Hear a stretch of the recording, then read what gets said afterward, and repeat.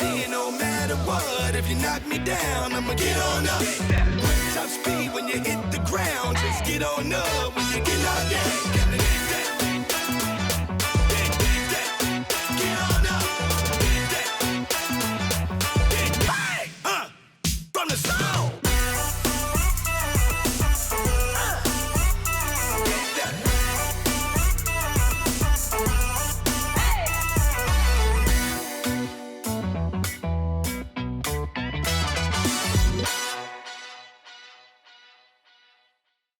The book of Genesis closes with the Hebrew patriarch Joseph, right? Abraham, Isaac, Jacob, Joseph. Joseph as the second in command over all of Egypt, the most powerful nation on earth. If you remember the story, Joseph had an amazing Technicolor Dreamcoat, which got him on Broadway. And also, God used him to interpret dreams. And he interprets Pharaoh's dreams, and he elevates him to this ridiculous position. He's running the most powerful nation on earth. That's how the book of Genesis closes. The book of Exodus, Genesis, Exodus, the book of Exodus opens with all of the Hebrew people, all of Joseph's family moving to Egypt, where scripture says they became exceedingly fruitful. So you can fill in the blank. There was something in the water. They had a lot of babies. That's what it's saying. And so, which sounds great because generation after generation after generation, it says they basically filled the land with the Hebrew people, again, which sounds great until there arose a Pharaoh to whom Joseph mattered not. All right, and so here's what happens. Basically, enough time passes since Joseph has saved the nation. Now a king after a king after a king has now come to power who doesn't care what Joseph did. He looks around, sees all the Hebrew people, and says, why in the world do these guys have the best stuff, the best land, the best everything? This is our country. In fact, take their stuff and make them our slaves. And so that's what they do. They confiscate all the Hebrew people's things and they turn them into slaves, which enters into generation after generation of slavery, of building the Egyptians' towns and making bricks. Anybody ever had a season of making bricks? You know what I'm talking about, like you're feeling like a slave, just going through the motions, worn down, dragging yourself to bed every single night, feeling exhausted. Anybody in here know what exhaustion feels like? All right, I'm in the right place. My most probably pronounced season of making bricks was August 2010 to December 2011. And I remember it so specifically because it was so significant in my life.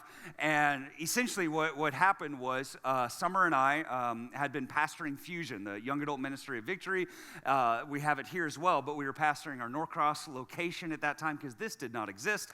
And we had been doing that for about 5 years. And then God pretty much overnight put this dream on our heart, which began the conversations for Victory opening up a second location.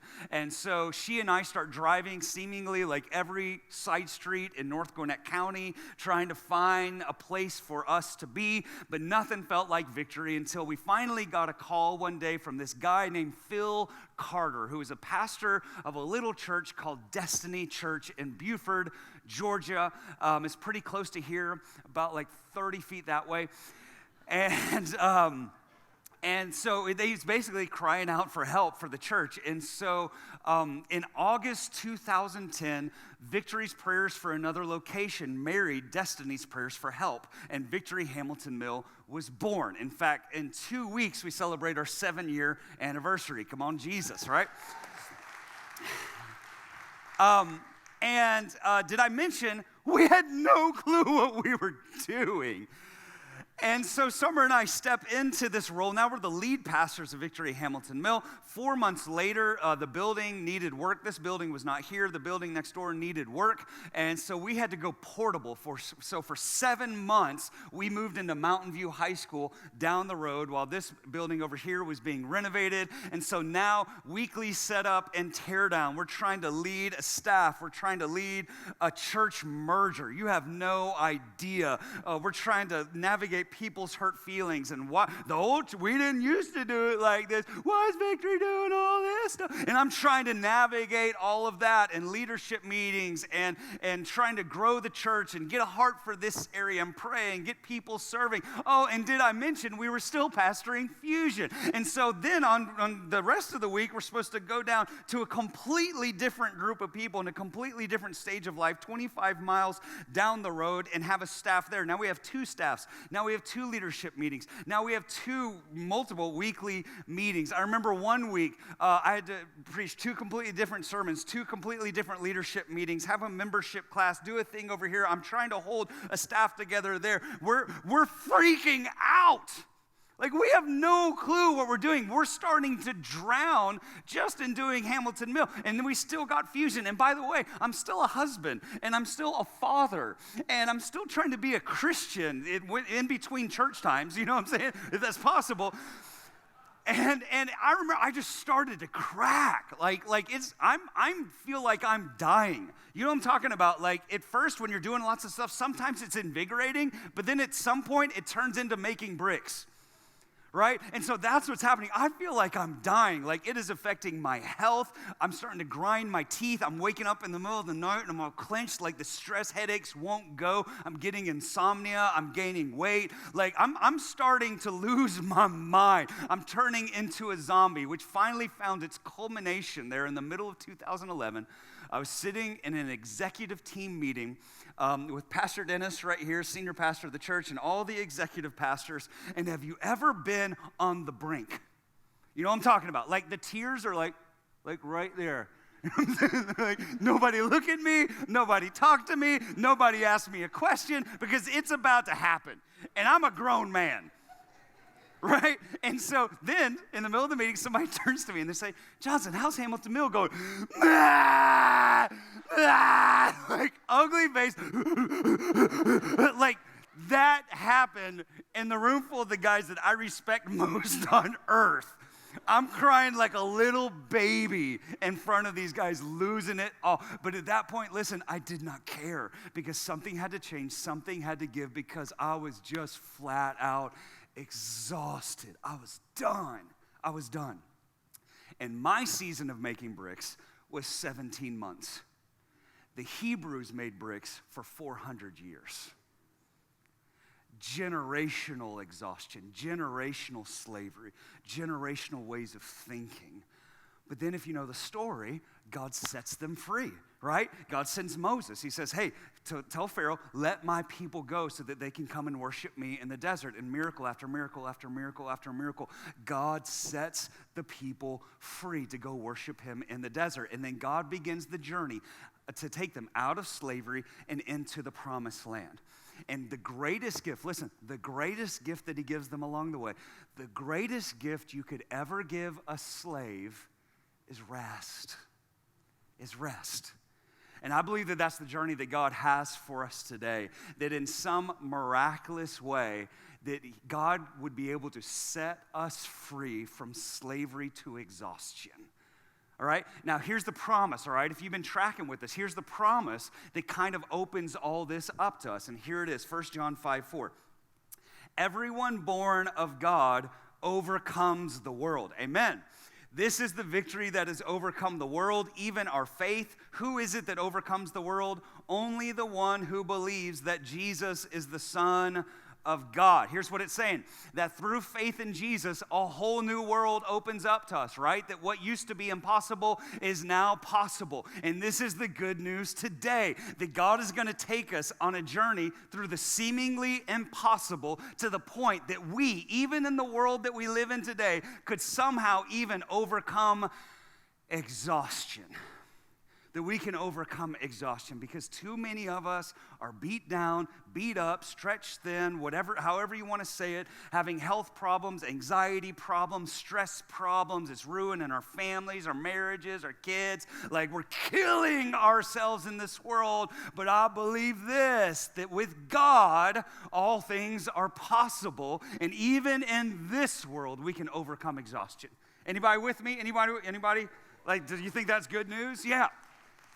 All right, so here's how we're going to do it. We're going to rewind back and watch the journey that God takes the Hebrew people, the Israelite people, through from slavery to the promised land, because it's a good journey, but it's a very strategic journey, all right? Because if you know the story, for more reasons than one, but God had a plan throughout it all. God very purposefully does not take them directly from slavery into the promised land, because here's what God knew, all right? God knew this. God knew that he had gotten them out of Egypt, but it was going to take a little while to get Egypt out of them. You understand what I'm saying? God had gotten them out of slavery, but slavery had not gotten out of them yet, right? And how many of you understand this, right? God can get us out of the world, but sometimes it takes a little while to get the world out of us, right? And that's the journey that God takes them on, because they have 400 years, generational iniquity. Generational parents taught their children, things that were contrary to the life that God had planned for them in this new life of freedom, okay? And listen, here's the hint. The same thing's true for us. The land that we're living in is trying to teach us things, and that's the land that the Hebrew people grew up in, but God had set them free from that land. All right? And God had to do some very strategic things. In fact, I'd say this. On the journey to the promised land, God took them to 3 very strategic, what I would call rest stops along the way, so that they could overcome exhaustion. And we're going to kind of walk lockstep with the Hebrew people tonight, or this morning, on the journey that God had for them out of slavery to the promised land on these rest stops. Here's the first rest stop, okay? And here's the deal. I know this. A lot of these things are easier said than done. Here's the first one. Here's the first rest stop. At that first rest stop, they and we have to learn how to trust in God's provision. How to trust in God's provision to overcome exhaustion. There's a lot here, more than meets the eye. Now you understand, there are thousands upon thousands upon thousands upon thousands of Hebrew people that are now in the middle of the desert, right? And they took some food with them, but they didn't take that much food with them. All right, so now they're in the middle of the desert. If you kind of read the story, just probably a few days, if not a few weeks later, they start complaining. They start grumbling. They're out of food. They're saying, Moses, did you bring us out here to die in the desert? You know, I mean, they're starting to complain. It's like the Looney Tunes. Like the big guys are starting to look like hamburgers, and the skinny guys are starting to look like hot dogs. You know what I'm saying? Like these guys are hungry. And so God answers their whining with these words. These are the words of the Lord. Exodus 16. Then the Lord said to Moses, he said, I will rain down bread from heaven for you. And they called it manna.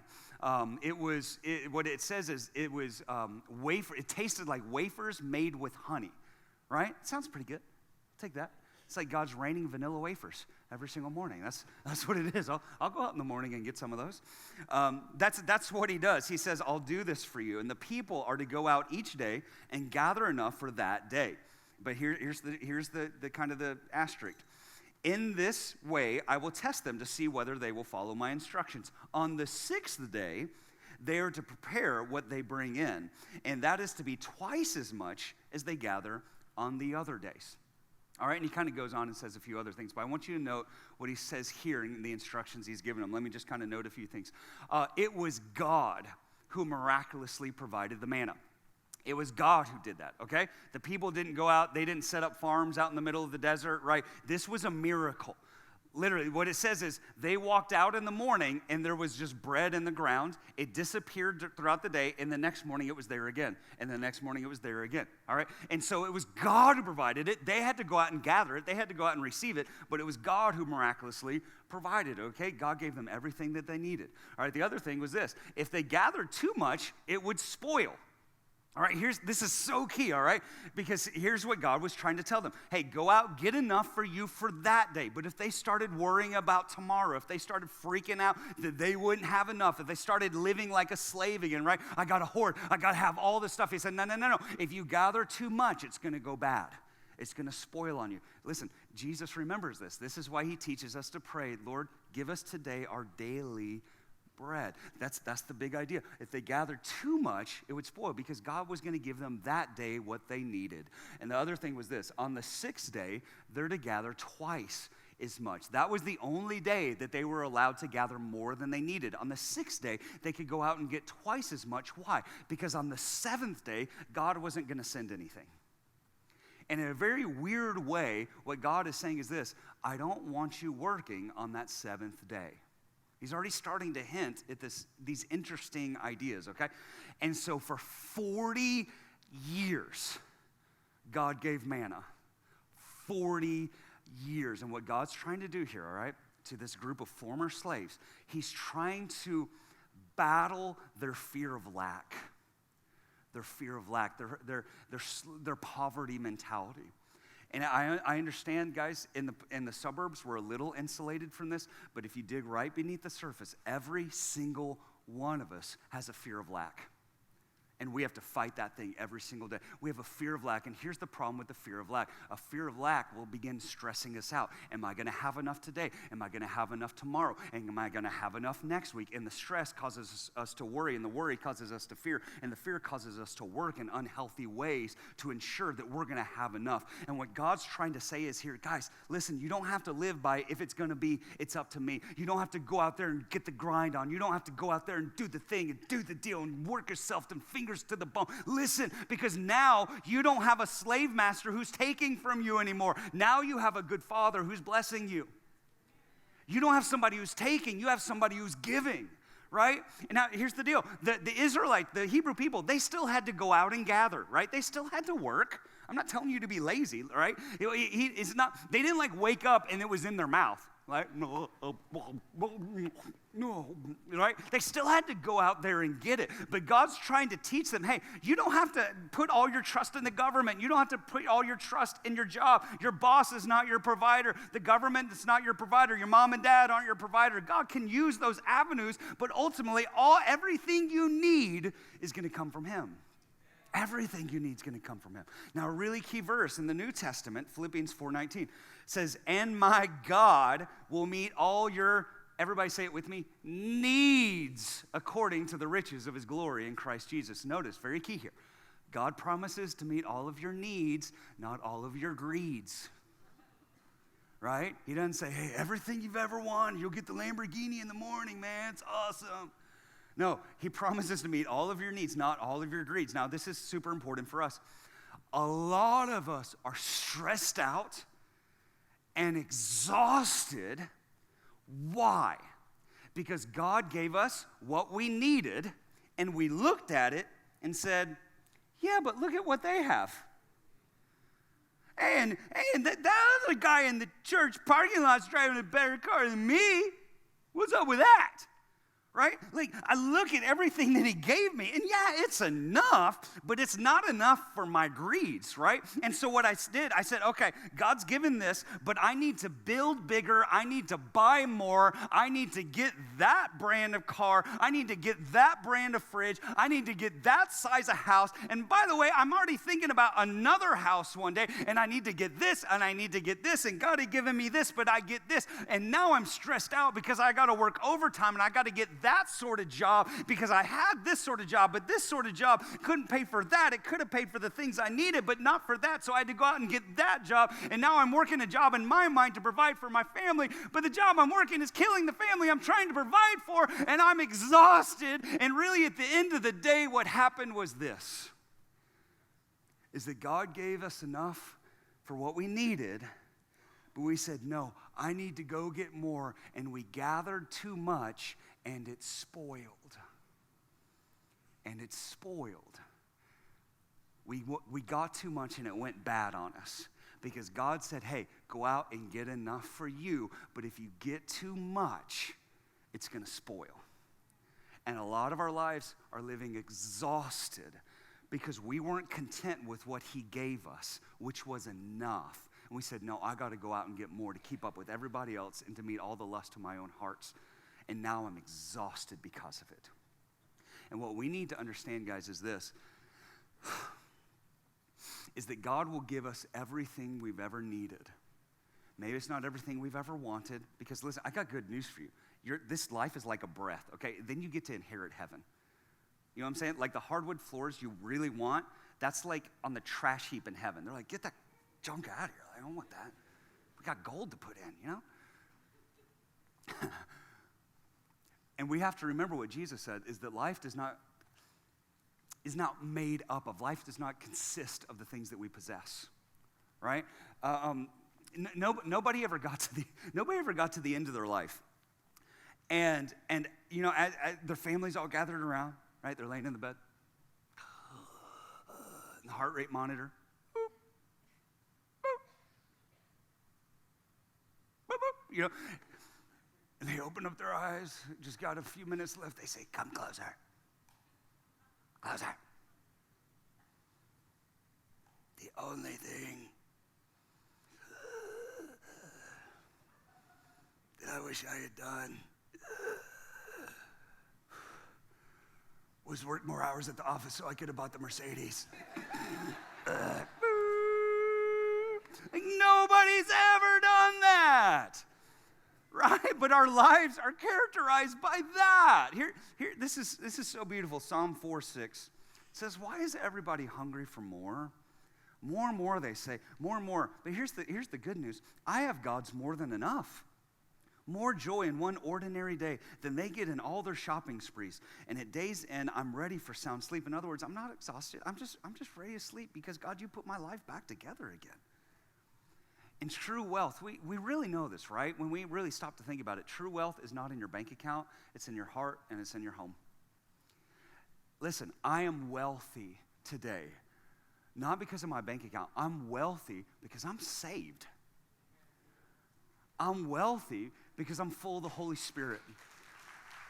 I'm wealthy because I'm loved extravagantly by a great God. I'm wealthy because I'm a son of God. I'm wealthy because I have a wife who loves me and is committed to me. I'm wealthy because I have two awesome sons that it's a privilege of my life to train them up in the way that they should go, that as they grow old, that they wouldn't depart from the way of the Lord. I'm wealthy because I still have two amazing parents who are in my life. I'm wealthy because I have friends who have my back. I'm wealthy because I get to work a job that not only provides for my physical needs, but also gives joy to my heart. Like David said, he said, my cup overflows, right? And if the Lord is my shepherd, I shall not want. I shall not lack, right? Why? Because God is going to give me everything that I need. And if he did it today, I'm going to trust he's going to do it tomorrow. And if he does it tomorrow, I'm going to trust he's going to do it next week until the very end, right? So instead of worrying all the time, instead of trying to gather more than he's provided, what if we simply trusted that God's going to give me everything that I need? And I rested in that. Let's do this together. Let's take a breath. Feels good, doesn't it? How do we overcome exhaustion? The first one is I got to trust God to give me everything that I need. And the second rest stop is this, overcoming exhaustion. Learn the power of saying no. Learn the power of saying no. This is still on that same journey, okay? Just a little while longer. God takes them to this next rest stop, and it's very interesting. Here's what happens, is that the Israelites, God set them free from Egypt, right? And they are happy. Everything's going fantastic for about 15 minutes, and then they start fighting with each other. Why? Because they're people. And so how the scripture kind of lays it out is that Moses is the leader of the nation. What he would do, he'd literally pull a chair out, put it down, and sit in it from morning until evening, because now he was the judge. He was the decider for the entire nation. And so what would happen? Like the first two people came, and the second, and then the line just starts going, and it starts going, and then it wraps around, and it's like the worst line. It's worse than Six Flags lines. You know what I'm saying? Like on a Friday afternoon in the summer, like it just keeps on going. There's no fast pass to be able to get through it all. Like all the people are just there, and they're just winding around, and everybody's looking around like, what the heck? Like, we're fighting. How is this thing ever going to get resolved? And then one of the best things happens. God sends Moses' wife's dad, Moses' father-in-law, who hilariously, his name is Jethro. I've always, somehow he got from South Alabama to Israel. I don't know how he got there. Jethro. I've always thought that was funny. Okay, sorry. So God sends Jethro to go to Moses. And what Jethro does, I'm sure in a very southern accent, he looks at Moses and he says, Moses, this ain't good. This ain't going to work. This is not going to work. And here's actually what he says. Exodus 18, verse 17. Moses' father-in-law replied, and here's what he said. What you're doing is not good. This doesn't work. You and these people who come to you will only wear yourselves out. I want you to notice this. He's getting on to Moses and the people. He's saying, God, Moses, it's not just that it doesn't work for you. It doesn't work for them either. The work is too heavy for you. You can't handle it alone. Listen now to me, and I will give you some advice, and may God be with you. You must be the people's representative before God and bring their disputes to him. Teach them his decree and instruction. Show them the way they are to live and how they are to behave. In other words, Moses, there's some things that only you can do. Nobody else can do this stuff. And I think the instruction for us is this. We need to get moving towards the place that we're doing what only we can do. What Jethro's telling Moses, he's saying, hey, there's some stuff that you as the leader of the nation, you're the only one who can do this stuff. But for everything else, select capable men from all the people, men who fear God, trustworthy men who hate dishonest gain, and appoint them as officials over thousands, hundreds, fifties, tens. In other words, there's going to be different leadership abilities out there, and give the most to the ones who can handle it, but you can't do it all. Have them serve as judges for the people at all times, but have them bring every difficult case to you. The simple cases they can decide themselves. That will make your load lighter, because they will share it with you. And if you do this, and God so commands, you'll be able to stand the strain, and all these people will go home satisfied. You'll be able to stand the strain, and all these people will go home satisfied. And here's what happened, is that Moses saw a problem, and what leaders do, they say, hey, I'm going to help fix the problem. But he got in there, and about 10 minutes later, realized it was too big for him. But he didn't know the way out. Anybody ever done this before? Anybody, you ever been at work, right? And so, like, can you do this? And you start doing it, and then it's like the next day you're still doing it, and like a week later, you're like, what? How'd this become part of my job description? Like, I can't do this, and it's killing you, but now everybody just expects you to do it, right? That's what's happening to Moses here, and the line is backing up. Now everybody's getting frustrated at Moses, and Moses is saying, I was just trying to help out. Why are you mad at me? But it's killing him. And so Jethro steps in and says, Moses, I know you're trying to help, but it's bad for you and bad for the people. We need to fix this thing. Moses, you need to learn how to say no. And I believe I think God is trying to set us free from slavery to the expectations of people. God's trying to set us free from that. God's trying to say, hey, it's okay every once in a while to say no. Listen, let me liberate you this morning. Some of you need to start saying no because you're exhausted because you've said yes to too much and no to too few. All right? And so the plate just keeps on getting more. I heard this a while back, that if I'm juggling three balls, right? And if somebody gives me another one, not only can I not juggle the fourth ball, but I'll drop the other three that I'm already doing. And that's what's happening in Moses' life. That's what happens in a lot of our lives because we filled the plate too high because we say, yes, yes, yes, sure, okay. And we're afraid of letting people down. And it's good things and they need to happen and all that. But it's killing us and we're exhausted because of it. And what God's trying to do here, he's trying to say, it's okay to say no. Listen, some of you, in good intentions, you serve in 5 places here in the church. You do, and I know you. All right? You say, well, somebody's got to do it. Yeah, somebody's got to do it, but it doesn't have to be you. And you're killing yourself. And here's just an idea. Sometimes the church, meaning us, the people, the church isn't the building, it's us. Sometimes the people, we need to feel the pain of things not getting done because for too long, the 20% have done 80% of the work.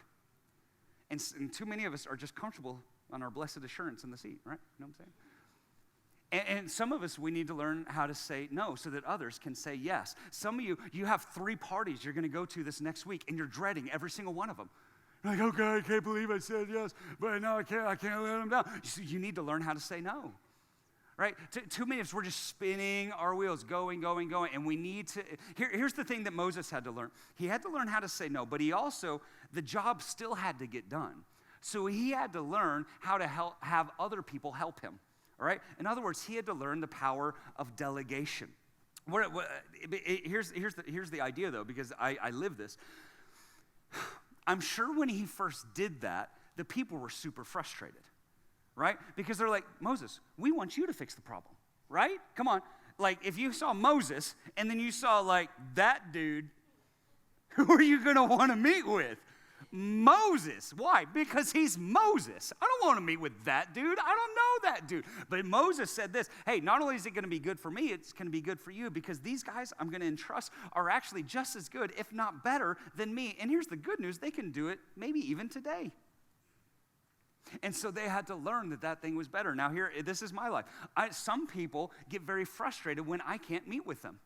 And here's the conversation. Here's how it often goes, because my calendar's crazy sometimes, just in different seasons. Say, hey, can I meet with you? I'm like, sure, but it's probably going to be 4 to 6 weeks. What? Yeah, but there's this other guy over here. He's a leader in the church, sometimes even a staff pastor, and they could probably even meet with you this week. And it's going to be better for me and better for you because they're just as good as me, if not even better. Right? And every study shows this, that has been done, that this is why most churches never grow past 100. Because one pastor tries to do it all. And he burns out, and everybody else gets frustrated. And so the church just stays really small because everybody wants to go to a small church where they know the guy on the platform. Listen, that's just not always possible. Listen, this is how God set this thing up. It's better for you and for everybody else when we share the load. I was just reading an article this last week that a guy who used to pastor a megachurch, he said he retired from the megachurch, and one of the primary reasons he did it is because the church was never set up for everybody to come in and celebrate one man's gift. It's a place for all of us to put our gifts to use. And when we have unrealistic expectations on anyone, people put unrealistic expectations on you. One of the most powerful things we can do is learn to say no and to share the load. Some of you need to learn how to delegate at work. Let other people help you.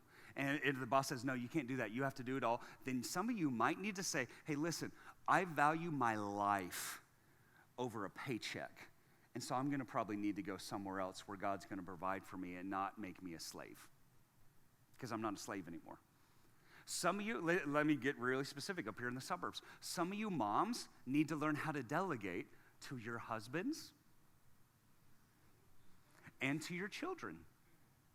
Right? From a very young age of our kids, Summer had them emptying the dishwasher and making their beds, right? And now my 12-year-old mows the lawn. Bless the Lord.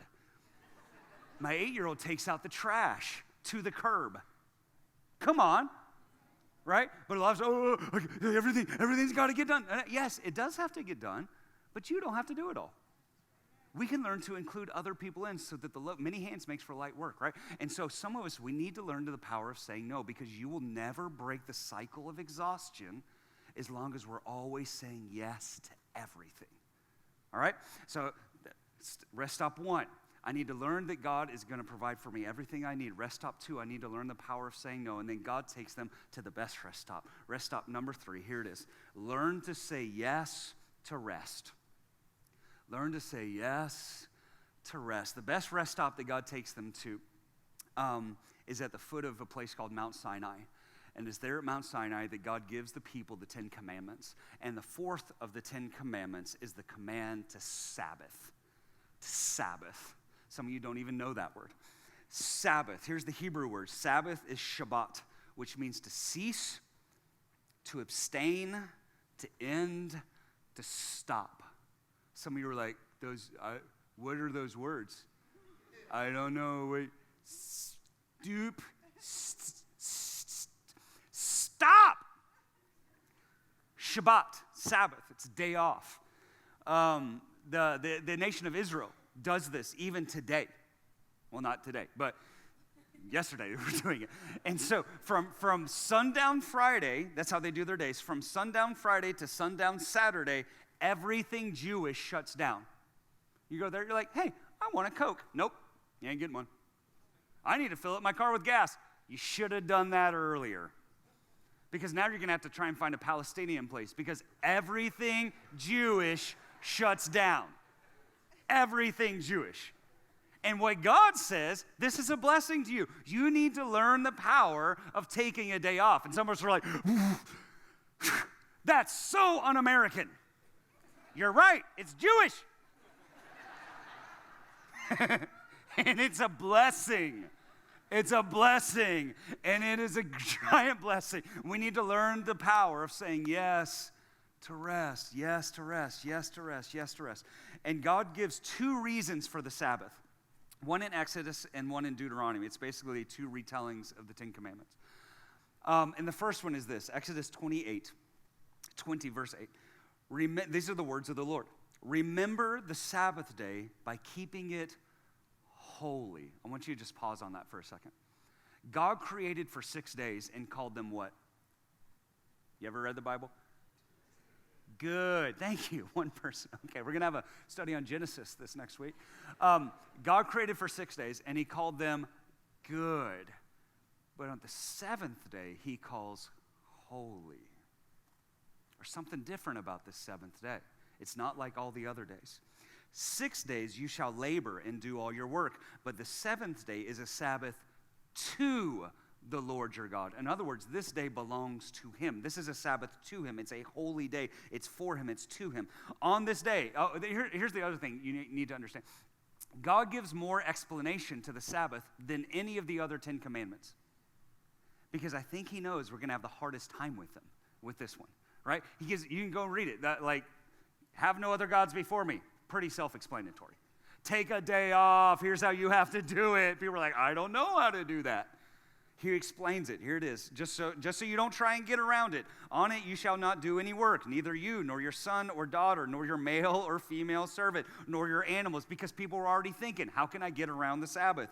Nor any foreigners residing in your towns. Why? For in 6 days the Lord made the heavens and the earth, the sea, and all that is in them, but he rested on the seventh day. Therefore the Lord blessed the Sabbath day and made it holy. God created for 6 days and then did what? He rested. What day did God create us on? Day 6. What's the first thing that we did after we were created? We rested. And I think what God is trying to say here is the first thing that we need to learn how to do is not how to work more. Because a lot of us are really good at working, but a lot of us are really bad at resting. In fact, I heard this last week, is that God created for 6 days and then took the seventh day off so he could spend it with us. That's why this exists. We rest because God rested. We rest because God rested. And we Sabbath for this reason. We Sabbath to stop, to rest, to connect, and to reflect. We Sabbath to the Lord. We Sabbath to connect with God. This is our day above all days, 1 day a week, to connect with God, to spend that time doing it. And we also Sabbath to reflect. This is a blessing, listen, because what God did at the end of the 6 days, he paused and he turned around and he looked and he said, that's good. That's good. Reflection is a blessing. The time to do it, the ability to do it, the space to do it. And I'm convinced of this, is that if we actually took time every week, 1 day a week, to really connect back to God and to actually reflect, a lot of our issues would not be our issues. Why? Because we would catch them on day 7 instead of year 7. Right? You ever heard that phrase, that saying that if we don't learn from the past, we're doomed to repeat it? That pretty much describes a lot of our lives. Because we didn't learn from the past. Why? Because we never stopped to look at the past. But that's the power of the Sabbath. And our lives many times are like cars that are just a little bit out of alignment, right? And we're just pulling a little bit this way, which is fine. I mean, that can be course corrected, right? What if we course corrected after 7 days? But what if that 7 days turned into 7 weeks, and 7 weeks turned into 7 months, and 7 months turns into 7 years, and 7 years turned into 30 years, and now you're 50? I'll tell you what would happen. If you didn't actually examine your life until you're 50, you'd have a midlife crisis. And then you go buy a Corvette, because that's what people do, right? But I'm convinced that's why so many people freak out midlife, because that's the first time they said, wait a second, let me actually take a look at my life. Oh my gosh! What if we actually stopped every 7 days to take a look at the work of our hands and say, were these last 6 days, were they good?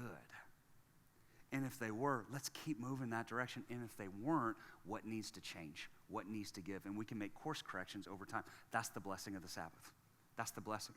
Listen, this last kind of week and a half, I was on the missions trip to Nicaragua. I was actually, we had an adult trip go one Saturday to Saturday, and then we had our middle school trip go another Saturday to Saturday. And my older son, Jeremiah, was on that second trip, but I really wanted to go down and be a part of the first trip too. So I went Tuesday to Tuesday. And so I just finished a 7-day missions trip, like nose to the grindstone sort of work, right? And I came back, and immediately I start trying to write this message on Wednesday. But on Wednesday, I'm working 9 a.m. to 9 p.m. because we got prayer here in the evening. And then I'm trying to write a little bit after that. And on Thursday, I work the job, and then my nephew's in from out of town, and so I'm out with him the whole day, and I'm still trying to find space to write, so I'm writing until about 3 o'clock in the morning. Wake up on Friday. I write a little bit more, but then Friday evening, we have Forward Weekend, and so I have to go down to Norcross, and I preach Friday evening. And then Saturday morning, Summer and I wake up because then Forward Weekend stretches into Saturday, and so she and I preach on Saturday morning, and then I go to the back room, and I'm trying desperately to try and finish this message. And then last night I preach, and then after last night's message, I go home, and I have to write a vow renewal ceremony that I'm doing after I preach 2 times this afternoon. I'm pretty much on the edge. You ever felt crispy? That's me right now. And so I have to turn around and I have to look at that and I have to say, wait a second, I really haven't rested since last Tuesday, whenever that was, 10, 11, 12 days ago, whatever that was. All right, what needs to change? Okay, how am I going to make it through this? Here's how I'm going to make it through this. Let's go back to step 1. While I'm writing this message, I have to trust that God's going to provide it, right? Because God's a good provider. Now, if I go out and I try and make it more than it is, it's going to become my words and it's going to spoil. So I have to go out and get what he has provided because it's going to be everything I and you need, right? And so I can't stress out writing the sermon. I just have to do it, all right? And then I have to learn the power of saying no. Regrettably, I had to text somebody I really care for, and Summer and I were supposed to hang out with them on this evening. And I said, hey, it's not going to be good for you or for me if we do this. So I had to learn the power of saying no. And now I look at saying yes to rest. And so tomorrow, I'm not working. That's my schedule, all right? Your big day is Monday through Friday. Mine's the weekend, all right? I work during the week. Some of you are like, I think you just pray all day. I bless the Lord. I wish I could. But tomorrow, I will not work, all right? I will not check email. I will not answer phone calls. And the staff will not text me. And I will connect with the Lord, and I will connect with my family, and I will reflect so that I can begin it all again on Tuesday. But if I don't do that tomorrow, then the cycle of exhaustion spins up. Because 7 days turns into 14 days, turns into 21, turns into a month, turns into 2 months, 3 months, and all of a sudden it's 2018. How did we get here? Right? We have to learn to say yes to rest. That's the only way that we're going to make it through this. So the first thing we have to do, the first reason given for the Sabbath is we rest because God rested. Here's the second one. Here it is. Deuteronomy 5:12. Observe the Sabbath day. He says the same thing. Observe the Sabbath day by keeping it holy as the Lord your God has commanded. But here's the reason. Remember that you were once slaves in Egypt. But the Lord your God brought you out with his strong hand and powerful arm. That is why the Lord your God has commanded you to rest on the Sabbath day. God says this, you need to take a break because you're not a slave anymore. And God is looking at us today and saying, too many of us are still living as slaves. I'm a Christian, man. I ain't a slave to anybody. Okay, question. When was the last time you intentionally took an entire day and you didn't check email? You didn't answer your phone? You didn't answer your text? You didn't get on social media?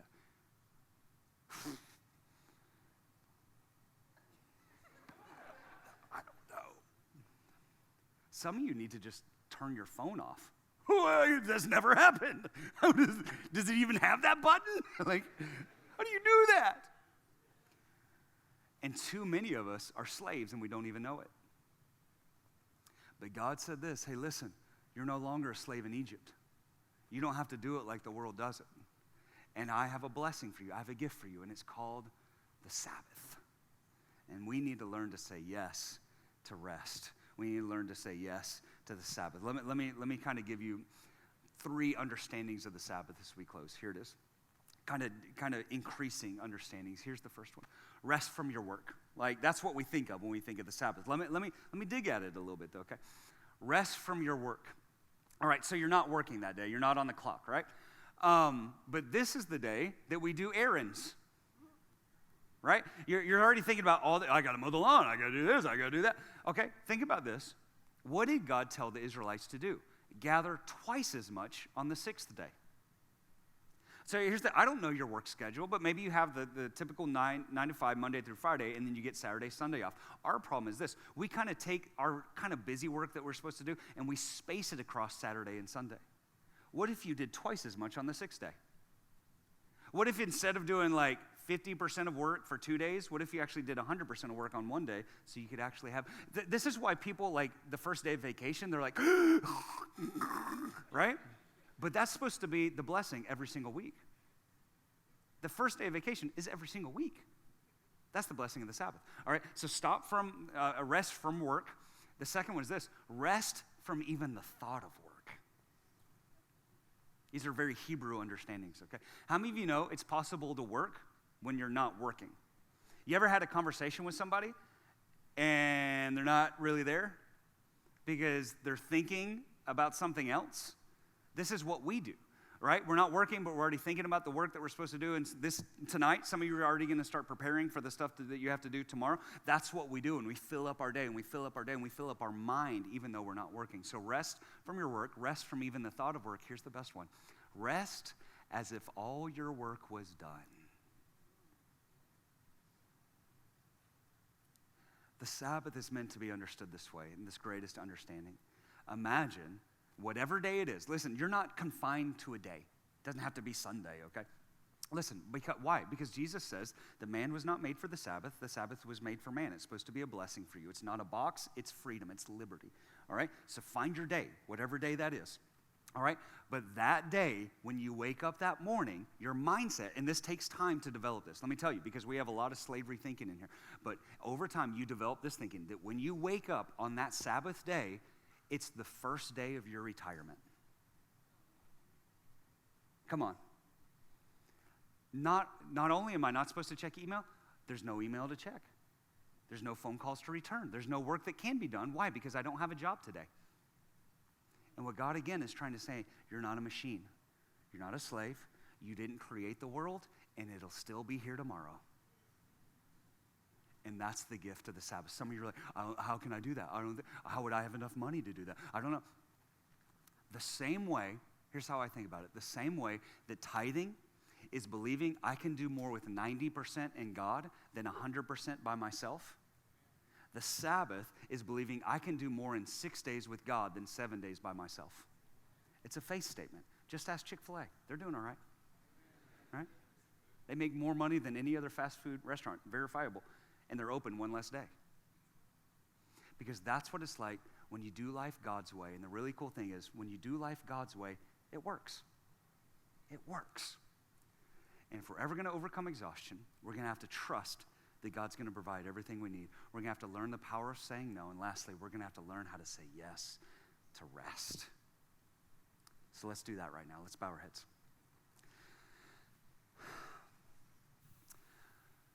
Father, we thank you that you are not a slave master.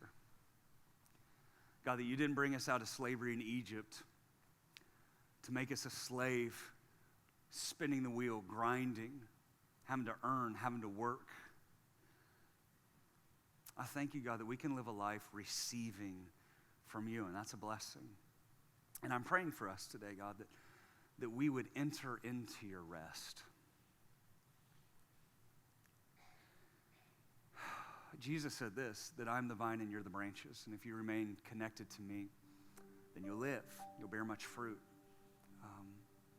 If we abide in him and he abides in us, we'll live. His life will flow through us. But a lot of us, we're disconnected, all right?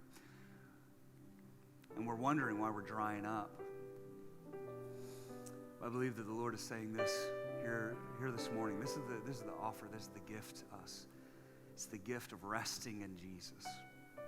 All right, so some of us, we just need to just kind of take a breath this morning and just kind of sink into Jesus. Others of us need to say, hey, I need to come to faith in Jesus. I'm not naive to think, maybe a majority of us in the room have that faith, but some of us in here, I'm sure of that. So you need to say, I'm either coming to Jesus for the first time or I'm coming back. And if that's you, I want to lead you in this prayer so that you can enter into God's rest. You can pick up the best way of life possible. So if that's you, I just invite you to pray this prayer. But God, what God really cares about is not words. He cares about wholeheartedness. And so if your heart can back up the words that you're saying, I invite you to pray with me. And family of God, let's pray this together as well. Just say, Jesus, I'm sorry for spinning my wheels, for trying to earn grace and earn forgiveness. And I've been worrying about everything. But today, I trust you. You're the Son of God, died for my sin. I trust that. I put my life in that.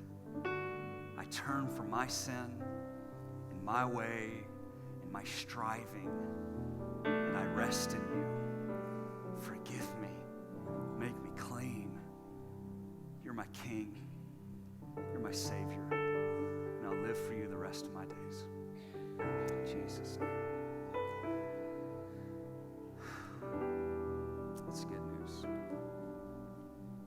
Hey, we're about to close, but before we do that, we're going to sing one final song. And as we sing this, I invite you probably just to let it be sung over you. Some of you may want to sing.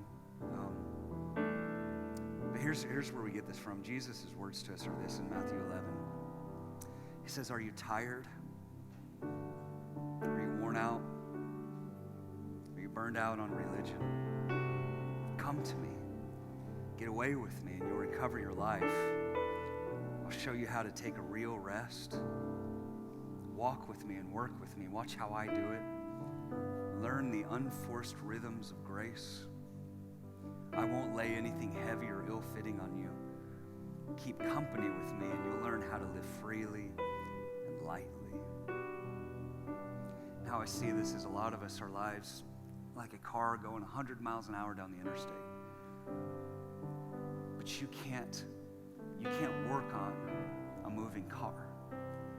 And sometimes we just need to pull over to the side and pop the hood and let God come in and fix us.